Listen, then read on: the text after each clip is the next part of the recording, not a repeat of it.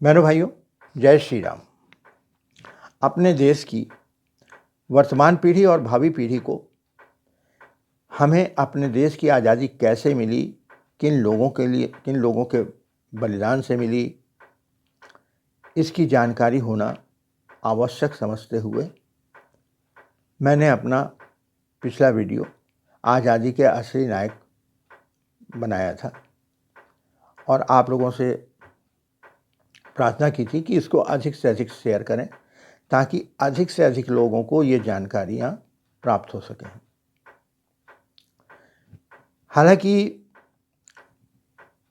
उसको वो रिस्पांस नहीं मिला जो मिलना चाहिए था, लेकिन मैंने जैसे कहा था कि इसी क्रम में मैं और भी आगे वीडियो बनाता रहूँगा। तो अपने इसी उद्देश्य को लेकर मैं आज इस भाग 2 को लेकर आया हूँ और आगे भी यह क्रम चलता रहेगा और मेरा यह गिलहरी प्रयास चलता रहेगा। जितने लोगों को भी जानकारी हो जाएगी उतना ही उपयुक्त है।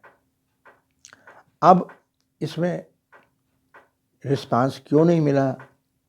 क्योंकि हो सकता है लोगों को इस विषय में दिलचस्पी ना हो, क्योंकि आज के लोगों में दिलचस्पी के लिए बहुत सारी अन्य चीज़ें हैं, अन्य बातें हैं जिनमें उनकी दिलचस्पी है।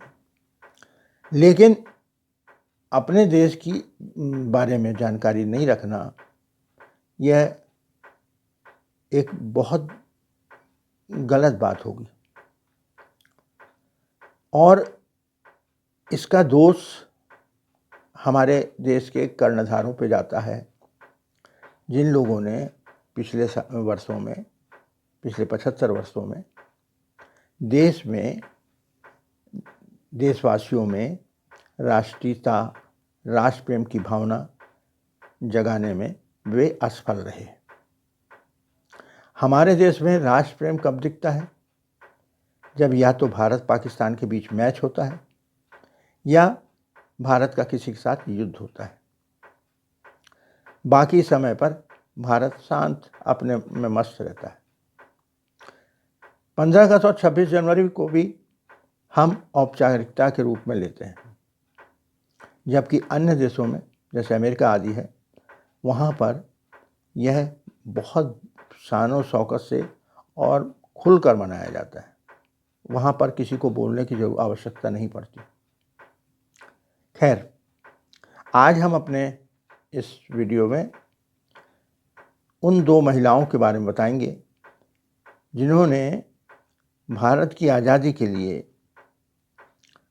पुरुषों के साथ कंधे से कंधा मिलाकर साथ दिया और वे भी चाहती तो घर में बैठकर आराम से रह सकती थीं, लेकिन इसके बदले उन्होंने यह जीवन पसंद किया और उसके बाद भी उन्होंने कोई मांग नहीं रखी, ना ही देश ने उनको कुछ दिया। तो दुर्गावती देवी जी का जन्म 7 अक्टूबर 1907 में प्रयागराज में हुआ। उनके पिता पंडित बांके बिहारी कलेक्ट्रेट में नाजिर थे और उनके दादा एक जमींदार थे। तो स्वाभाविक रूप से इनका लालन पालन बड़े अच्छे से हो रहा था और उस समय की प्रथा के अनुरूप इनका विवाह मात्र 10 वर्ष की आयु में लाहौर के भगवती चरण वोरा जी से कर दिया गया। भगवती चरण वोरा जी के पिताजी उस समय रेलवे में बहुत उच्च पद पर नौकरी कर रहे थे और उन्हें अंग्रेज शासन ने राय बहादुर का खिताब दिया हुआ था। ये राय बहादुर, राय साहब आदि के खिताब जो दिए जाते थे अंग्रेज़ों के द्वारा, वो उन लोगों को जो दिए जाते थे जो उनके हुक्म के गुलाम होते थे, उनकी चाकरी करते थे और अपने ही देश के लोगों को नुकसान पहुंचाने में भी वो उनके हाथ कांपते नहीं थे। लेकिन देखिए आश्चर्य की बात कि उन्हीं का पुत्र इतना बड़ा क्रांतिकारी निकला। जिस समय दोनों का विवाह हुआ उस समय की चूँकि उनकी उम्र कम थी और वे शिक्षा प्राप्त कर रहे थे, तो शिक्षा प्राप्त करते हुए भगवती चरण वोरा जी ने स्नातक की परीक्षा पास की। वहीं दुर्गावती जी ने प्रभाकर की परीक्षा पास की। इसी दौरान पढ़ते पढ़ते भगवती चरण वोरा जी की मुलाकात भगत सिंह जी से होती है। दोनों के विचार मेल खाते हैं और वे दोनों मिलकर रामचंद्र कपूर के साथ एक नौजवान भारत सभा की स्थापना करते हैं। उनका उद्देश्य देश की आज़ादी रहता है। तो इसी परिप्रेक्ष्य में वे युवाओं को जागृत करना, युवाओं को अपने साथ जोड़ना, क्रांतिकारी किताबों को पढ़ना, उनका अध्ययन करना, यह सब उनके शगल थे। इसके बाद वे दोनों हिंदुस्तान सोशलिस्ट रिपब्लिकन आर्मी में शामिल हो जाते हैं। क्योंकि दुर्गावती देवी का भी इंटरेस्ट इसी ओर था, तो वे भी अपने पति का साथ देने के लिए इनके साथ हो लेती हैं। अब उनका मुख्य काम हुआ करता था राजस्थान से हथियार लाना, पिस्तौल, गोला बारूद का सामान, ये सब सामान लाना वो दुर्गावती जी करती थी। उन्होंने कानपुर और लाहौर में रहकर गोली चलाना, बम बनाना भी सीख लिया था। उन्होंने जो माउजर पिस्तौल चंद्रशेखर आज़ाद जी को थी, वही उनके अंत समय तक थी उनके पास। अब जब बटुकेश्वर दत्त और भगत सिंह जी दिल्ली के सेंट्रल असेंबली हॉल में बम फेंकने के लिए जा रहे थे, तब उन्होंने अब चाकू मंगवाकर पहले अपना हाथ काटा और उस रक्त से इन दोनों को तिलक किया। इसके बाद दोनों को आजीवन कारावास होने के बाद उनको लाहौर भेज दिया गया। लाहौर में जाने से लाहौर का पुराना केस था सैंडर्स वध वाला, वो सामने आ गया और उसमें भगत सिंह, सुखदेव, राजगुरु पर मुकदमा शुरू हो गया। क्योंकि बटुकेश्वर दत्त उस मामले में नहीं थे, इसलिए वो उनको नहीं घसीटा गया। अब उस सैंडर्स वध क्या था कि लाला लाजपत राय जी, जो कि पहले कांग्रेस के नेता हुआ करते थे और कांग्रेस के गरम दल में से एक थे। गरम दल में बाल पाल लाल, शायद आपने नाम सुना हो, बाल गंगाधर तिलक, बिपिन चंद्र पाल और लाला लाजपत राय लाल। तो लाला लाजपत राय कांग्रेस से निराश होकर वे अलग हो गए। उन्होंने अपने को कांग्रेस से अलग कर लिया। इसी समय साइमन कमीशन आ रहा था, जिसका विरोध करने के लिए लाला लाजपत राय जी एक समूह के साथ वहाँ गए कि साइमन वापस जाओ। उनको रोकने के लिए अंग्रेज पुलिस ने लाठियाँ चलाईं और उसका निशाना उन्होंने लाला लाजपत राय पर बनाया। उनके सिर पर चोट लगी और फिर इसी कारण उनकी मृत्यु हुई। जब उनके सिर पर चोट मारी गई तो लाला लाजपत राय जी ने कहा था कि ये मेरे सिर पर पड़ी लाठी अंग्रेज़ों के शासन में उनके ताबूत की आखिरी कील सिद्ध होगी। लाला लाजपत राय जी की मृत्यु से पूरा लाहौर उत्तेजित हो गया। तो स्वाभाविक है इन युवाओं का खून भी गर्म होना था और इन्होंने उसका बदला लेने के लिए तय किया कि उस अंग्रेज अधिकारी का वध किया जाएगा। और उसी सिलसिले में जब ये लोग प्लानिंग करके जाने की तैयारी कर रहे थे, तो दुर्गा भाभी ने भी कहा कि मैं भी चलूँगी साथ में, मगर चंद्रशेखर आज़ाद जी ने उनको मना कर दिया और बाकी लोग गए और उसको वहाँ पर उसकी हत्या की हुई। उसी सिलसिले में भगत सिंह, सुखदेव, राजगुरु को सजा हुई थी। अब जब चूँकि ये वध हो गया था और भागकर वे लोग आए तो पूरे लाहौर में सनसनी मच गई थी। पुलिस चप्पे चप्पे पे छान रही थी। तो उस समय चंद्रशेखर आज़ाद ने बाकी लोगों से कहा कि अब तुम लोग एक एक करके यहाँ से निकलो और देश के अलग अलग जगहों पर पहुँच जाओ। यहाँ जितनी जल्दी निकलोगे उतना अच्छा होगा, क्योंकि अब पुलिस का अभियान तेज होगा। अब रह गए भगत सिंह, सुखदेव, चंद्रशेखर आज़ाद, दुर्गा भाभी और उनका छोटा बच्चा सची। वो उस समय बहुत छोटा बच्चा था। अब चंद्रशेखर आज़ाद ने कहा कि भाई भगत, तुमको इस रूप में जाओगे तो तुम तुरंत धर लिए जाओगे, तो तुमको तो अपना भेष बदलना पड़ेगा, तभी तुम यहाँ से निकल पाओगे, अन्यथा बहुत मुश्किल है। तो उन्होंने भगत सिंह को अंग्रेज बनने के लिए कहा। तब भगत सिंह ने अपने केस, देखिए वो उनके धर्म के लिए कितनी अनिवार्य चीज़ है एक सिख के लिए, लेकिन अपने देश के लिए उन्होंने इसकी भी तिलांजलि दे दी। अपनी दाढ़ी ये कटाई, coat pant suit boot tie और हैट लगाकर वो अंग्रेज बन गए। गोरे नारे हट्टे कट्टे ऊँचे पूरे तो थे ही।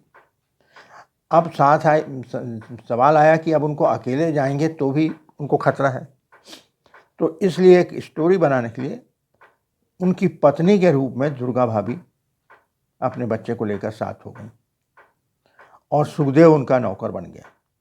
चंद्रशेखर आज़ाद साधु का भेष बनाकर एक दूसरे डब्बे में जा चढ़े और अपने साथ उन्होंने गन तैनात रखी थी कि कभी भी कोई मौका आया तो तुरंत एक्शन पे आ जाएंगे। ऐसी स्थिति में जब वे कलकत्ता पहुँचे तो कलकत्ता में उनको रिसीव करने के लिए भगवती चरण वोरा जी सुशीला दीदी के साथ स्टेशन पर आए। पहले बार में तो वो पहचान नहीं पाए और उस महिला के रूप में, उनकी पत्नी के रूप में, तो जब उनको बतलाया गया तब उन्होंने ध्यान से देखा और बोले, अरे मैं तो तुमको आज पहचान पाया कि तुम क्या चीज़ हो, आज मुझको तुम पर बहुत बड़ा गर्व है। और सुशीला दीदी उनको अपने घर ले गई। तो ये तो बात हुई थी वहाँ से बच के निकलने की, लेकिन जब केस चल रहा था लाहौर में, उस समय भगत सिंह जी को और साथियों को छुड़ाने की प्लानिंग हुई थी।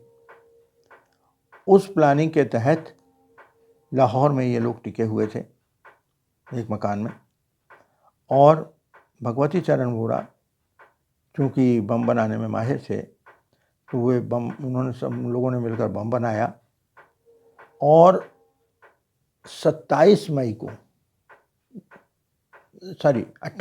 को रावी नदी के किनारे वे जंगल में वो लोग उस बम का परीक्षण करने गए। तो जब उन्होंने अपना बम निकाला और अपने साथी को दिया कि लो फेंक कर देखो, तो उन्होंने ऐसी हंसी मजाक में कहा, क्यों तुमको डर लग रहा है क्या? अरे बोले, इसमें डरने की क्या बात, लाओ दो, मैं फोड़ता हूँ। उन्होंने उठा के जैसे ही फेंका वो बम हाथ में फट गया। कोई भूल चूक हो गई होगी, जिसके कारण भगवती चरण जी के पूरे शरीर के टुकड़े टुकड़े इधर उधर तितर बितर फैल गए। साथी दोनों घबरा गए। उनमें से एक ने कहा कि मैं भैया को जाकर बताता हूँ, तुम तब तक यहीं रुको। मगर चूंकि जंगल का माहौल, अंधेरी रात, ऊपर से डेड बॉडी, वो बंदा भी घबरा गया। तो वो पेड़ों पर निशान बनाता हुआ वो भी वापस हुआ। जब चंद्रशेखर आज़ाद जी को ये सूचना मिली तो वो भी सन्न रह गए। अब उनके सामने प्रश्न ये था कि वो दुर्गा भाभी के सामने कैसे बताएं। खैर, उन्होंने हिम्मत करके उनसे चर्चा की और ये कहा कि भाभी अभी रात है, अभी वहाँ चलना, ख़ास तौर से स्त्री को लेकर जाना उचित नहीं होगा। हम सवेरे 4 बजे निकलेंगे।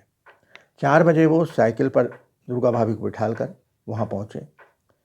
अब आप कल्पना कीजिए कि एक सामान्य परिवार में एक सामान्य रूप से कोई घटना घटित होती है, कोई पति की मृत्यु होती है, तो उस पत्नी की क्या स्थिति होती है, कितना रो रो के बुरा हाल हो जाता है। अब जहाँ पर उनके पति का दाह संस्कार नहीं होना है, उनके पति के टुकड़े टुकड़े इधर उधर फैले हुए हैं, उसको उन्होंने कैसे सहा होगा। लेकिन आंसू भरी आंखों से उन्होंने वे अंग प्रत्यंग रावी नदी में विसर्जित किए, क्योंकि दाह संस्कार तो नहीं किया जा सकता था, उससे सब जग जाहिर हो जाता कि क्या हुआ है, क्या घटना हुई यहाँ पर। इस तरह से वो लोग वापस हुए। तो अब बोले कि अब ये प्रोग्राम कैसे करें, क्योंकि ये 28 तारीख की बात है, 29 तारीख को उनको भगत सिंह लोगों को छुड़ाने का प्रयास किया जाना था। तो उसमें ये तय हुआ था कि भगत सिंह जी वगैरह को जब लेके बस अदालत के लिए निकलेगी जेल से, तो उस समय भगत सिंह इशारा करेंगे और उसी समय ये लोग एक्शन पे आएंगे। सारे लोग अपनी अपनी जगहों पे थे और दुर्गा भाभी भी अपने बच्चे को टांगे पर लेकर निकली थी, उनके साथ में भी गन थी। और जैसे ही बस निकली है टांगे के पास से, तो बच्चे ने भगत सिंह को देख लिया और जोर से चिल्लाया, लंबे चाचा, लंबे चाचा। तो तुरंत दुर्गावती भाभी ने उनको मुंह दबाया ताकि किसी को शक ना हो जाए। अब चूंकि भगत सिंह जी ने इशारा नहीं किया था, इसलिए चंद्रशेखर आज़ाद जी ने भी एक्शन लेने से मना कर दिया साथियों को। अब उसके बाद तीनों को फांसी हो गई, ये लोग वहाँ से निकल कर आए। इस बीच में एक गवर्नर हुआ करता था हेली, उस हेली के ऊपर दुर्गा भाभी ने गोलियां चलाई, तो उससे किसी तरह से वो बचा के रह गया, बच गया। लेकिन एक दूसरा सैन्य अधिकारी टेलर था, वो बुरी तरह घायल हुआ। अब दुर्गा भाभी के नाम बड़ा घबराहट पैदा करने वाला हो गया अंग्रेजों के लिए। मुंबई में भी एक पुलिस कमिश्नर के ऊपर भी उन्होंने गोलियां चलाई थी। अब धीरे धीरे धीरे धीरे क्या हुआ कि क्रांतिकारी कम होते चले गए, किसी को फांसी हो गई, कोई मार दिया गया, कोई पकड़ा गया। तो 1930-31 के करीब, 30 के करीब दुर्गा भाभी अपने बच्चे की शिक्षा के लिए किसी तरह साहस करके दिल्ली आ गई। लेकिन वहाँ पुलिस की परेशानियों के कारण उन्होंने फिर से लाहौर के लिए लाहौर को पकड़ा। लाहौर आई तो लाहौर आते ही उनको गिरफ्तार कर लिया गया और 3 साल के लिए नज़रबंद कर दिया गया। तो 1931 से लेके 1935 तक फरारी, गिरफ्तारी, रिहाई, ये सब चलता रहा। अंत में उनको लाहौर से जिला बदर कर दिया गया। तब वे फिर से गाज़ियाबाद आईं और वहाँ उन्होंने अध्यापन कार्य शुरू कर दिया। 1939 में वे मद्रास गईं और वहाँ से मॉन्टेसरी प्रशिक्षण लेकर वापस आईं। 1940 में लखनऊ में उन्होंने अपना एक मॉन्टेसरी स्कूल डाला, जो आज भी चल रहा है। उस समय उनके पास 3 बच्चे थे पढ़ने वाले। अब देखिए, इतनी बड़ी बात हो गई, देश आज़ाद हो गया। 15 अक्टूबर 1999 में, सोचिए, 47 में देश आज़ाद हुआ, 99 तक किसी को उनके बारे में कोई विशेष जानकारी नहीं थी। कुछ चंद लोग जो जुनूनी होते हैं उनको थी, लेकिन ना तो उन्होंने मांग की कि कोई उनको आर्थिक सहायता दे, ना कोई उन्होंने ये कहा कि उनका कोई मान सम्मान हो। वे अपने कार्य में व्यस्त रहीं। जबकि जिन लोगों ने इनकी तुलना में कोई भी कष्ट, त्याग, तपस्या नहीं की, वे लोग आज़ादी के बाद पूरी मौज से रहते रहे।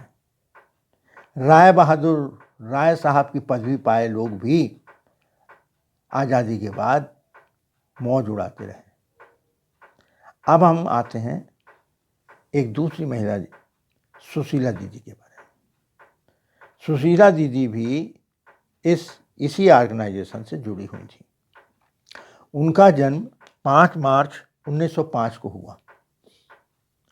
उनका जन्म हुआ था जो आज वर्तमान में पंजाब जो है पाकिस्तान में, वहाँ के दत्तो चूहड़ नाम का एक गांव है, वहाँ पर हुआ था। इनके पिताजी अंग्रेज़ों की सेना में मेडिकल ऑफिसर थे, लेकिन विश्व युद्ध की विभीषिका को देखकर उनका मन अंग्रेज़ों के प्रति घृणा से भर गया। इसलिए उन्होंने राय बहादुर का खिताब भी ठुकरा दिया जो उनको दिया जाने वाला था, और उन्होंने नौकरी भी छोड़ दी। इन्हीं की बेटी, इनकी माँ का देहांत, सुशीला जी की माँ का देहांत इनके बचपन में ही हो गया था।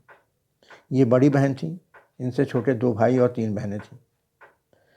इस बीच में शिक्षा के लिए जब ये गईं तो जालंधर कन्या विद्यालय में इनकी मुलाकात होती है प्रधान अध्यापिका कुमारी लज्जावती से। उनमें भी देश प्रेम कूट-कूट कर भरा हुआ था, और वो इसके माध्यम से बच्चों को जागृत करने के लिए देश प्रेम की बातें उनसे करती थीं, उनमें देश प्रेम जागृत करती थीं और अपनी देश की आज़ादी के लिए कुछ करने की गुजारिश करती थीं। उन्होंने देखा कि इस बच्ची में बड़ी ललक है इस विषय पे। तो इसी बीच क्या हुआ कि लाला लाजपत राय जी को जब गिरफ्तार किया गया तो ये गुस्से से भर उठी और उन्होंने एक कविता लिखी, एक गीत लिखा पंजाबी में। वो गीत बाद में इतना लोकप्रिय हो गया कि क्रांतिकारियों के मुंह से ये गीत अक्सर सुना जाने लगा। अब पढ़ते पढ़ते ये छुटपुट काम करने लगी हैं, और कुमारी लज्जावती जी ने इनकी मुलाकात दुर्गा भाभी से कराई, और इन्होंने तब क्रांतिकारियों की गुप्त सूचनाएं लाना ले जाना, जो पर्चे बांटने के लिए होते थे उनको बांटना, ये सब उन्होंने काम शुरू कर दिया। अब इसी दौरान उनकी भेंट होती है भगत सिंह, भगवती चरण वोरा और बलदेव से, और उनके साथ वो हो लेती हैं। भगत सिंह उनको अपनी दीदी मान लेते हैं, और उनके साथ भी ये शामिल हो जाती हैं। ये उनकी मुलाकात होती है 1926 में।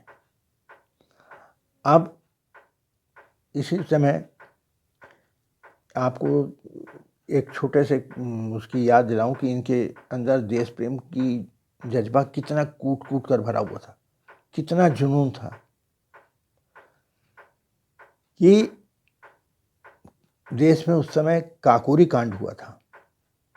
काकोरी कांड यानी काकोरी नाम की एक जगह थी जहाँ पर एक ट्रेन में विस्फोट करके ट्रेन को रोक करके अंग्रेज़ों के खजाने को लूट लिया गया था। और उसके प्रमुख दल में जो थे वो थे राम प्रसाद बिस्मिल, अशफाकुल्ला खान, ठाकुर रोशन सिंह, राजेंद्र लाहिड़ी, और इनमें एक और थे जो सबसे छोटे थे, वे थे चंद्रशेखर आज़ाद। तो कुछ समय बाद सारे आरोपी पकड़ लिए गए, बस आज़ाद ही आज़ाद रहे।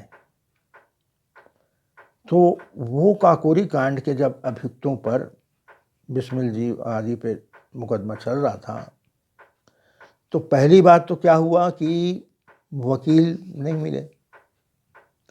एक जो बहुत बड़े नामी वकील थे उस समय, उनसे लोगों ने, क्रांतिकारियों ने कांटेक्ट किया। वो कांग्रेसी नेता थे। उन्होंने ये मुकदमा लेने से इनकार कर दिया, क्योंकि उनको लगा कि क्या फीस मिलेगी नहीं इनके पास, क्या फ़ायदा मैं अपना नाम बदनाम करने से। तब कलकत्ता के एक वकील ने इनके केस को लड़ना शुरू किया। तो इस बीच में क्या हुआ कि अब उसके लिए पैसा कहाँ से आए। तो ये सुशीला दीदी को की हृदय देखिए, एक स्त्री के लिए उसका पति, उसके बच्चे, पुत्र हो या पुत्री, और फिर तीसरा नंबर आता है सोना या उसके गहने। तो इनकी शादी के लिए इनकी माँ ने जो उनको 10 तोला सोना दिया था, उस 10 तोले सोने को इन्होंने बेच दिया। किस लिए? काकोरी कांड में जो मुकदमा चल रहा है उसकी फीस आदि का इंतजाम करने के लिए। अब सोचिए 10 तोला सोने की कीमत क्या होगी उस समय। 10 तोला सोना यानी कि उस ज़माने में सोने की कीमत, 1 तोला सोने की कीमत 18 या 20 रुपये थी। आज उस सोने की कीमत क्या है, उससे आप अंदाज लगाइए। तो इसी तरह का बलिदान दुर्गा भाभी ने भी किया था। दुर्गा भाभी के ससुर जी ने उनको 40,000 दिए थे और उनके पिताजी ने 5,000 रुपये दिए थे। किस लिए? कि आप, तुम लोगों के भविष्य में कभी संकट कोई आता है तो तुम्हारे लिए काम आएंगे। ये पैसे उन दोनों ने क्रांतिकारी गतिविधियों में लगा दिए। इसके अतिरिक्त दुर्गा भाभी ने भी अपने गहने बेच दिए थे। तो इस तरह से सुशीला दीदी बड़ी आदरणीय बन गई थी। जब भगत सिंह और दुर्गा भाभी भेष बदल कर कलकत्ता आए थे, और तो रिसीव करने के लिए भगवती चरण जी के साथ सुशीला दीदी ही थी। उस समय वे वहाँ पर शिक्षिका का काम कर रही थी। वे उन्हें अपने साथ ले गईं और अपने घर में रखा उनको। इसी बीच आपको एक और बात बताऊं कि चंद्रशेखर आज़ाद ने, जब भगत सिंह आदि पर मुकदमा चल रहा था, उनको फांसी की सज़ा हो गई थी, तो चंद्रशेखर आज़ाद जी ने उनको, सुशीला दीदी को कहा कि तुम गांधी जी के पास जाकर ये मांग रखो कि वो वायसराय से इनकी माफ़ी के लिए बात करें।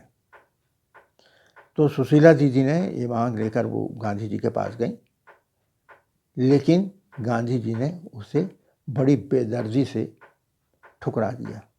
उन्होंने कहा कि हिंसात्मक गतिविधियों वाले से संलग्न व्यक्तियों के लिए मेरे हृदय में कोई जगह नहीं है, मैं उनकी मांग नहीं रखूँगा। तो ये सुशीला दीदी वापस भारी मन से वापस आई। इन सुशीला दीदी ने स्नातक की परीक्षा पास कर ली थी और कलकत्ता में शिक्षिका थीं। अंत तक वे, इसी बीच में उन्होंने एक दूसरे क्रांतिकारी मोहन से विवाह कर लिया था, तो इनका नाम हो गया था सुशीला मोहन।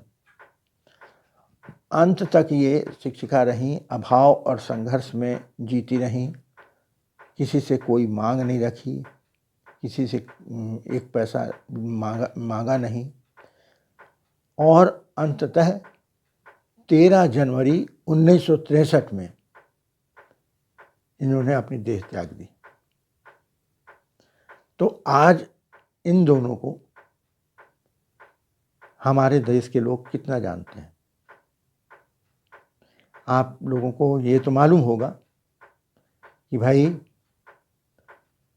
नेहरू के बाद इंदिरा के बाद राजीव, संजय, राजीव के बाद सोनिया, राहुल, प्रियंका, और फिर प्रियंका के बेटे, इन सब के नाम आप आज के लोग जानते हैं।